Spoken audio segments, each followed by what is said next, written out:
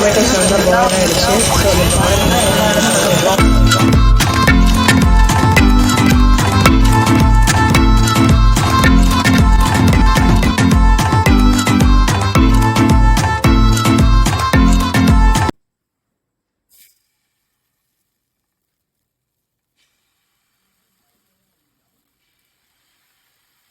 இப்போ நம்ம எக் தோசை செய்கிறோம். அதுக்கு ஒரே ஒரு எக் எடுத்துருக்கேன்.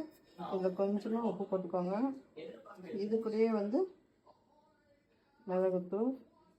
இது நல்லா பீட் பண்ணிக்கலாம். ஒரு ஃபோர்க்கு இல்லைனா நல்லா பீட் பண்ணிக்கோங்க. இப்போ தோசை ஊற்றி வச்சு ஊற்றினதுக்கப்புறம் நல்லா பீட் பண்ணி வச்சுருக்கோங்க எக்கு.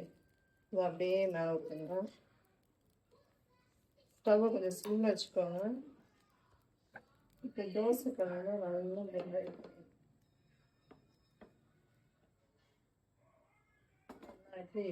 எக்கு எல்லாமே பண்ணதுக்கப்புறம் மேலே அப்படியே கொஞ்சம் எண்ணெய் ஊற்றி விட்டுருங்க.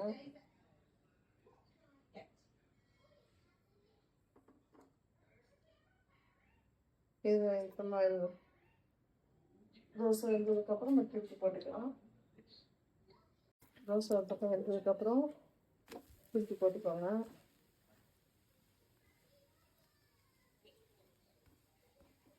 மிளகுத்தூள் எல்லாம் போட்டதுனால தோசை சாப்பிடணும் தேவை. ப்ளைனாகவே சாப்பிடலாம், நல்லா இருக்கும்.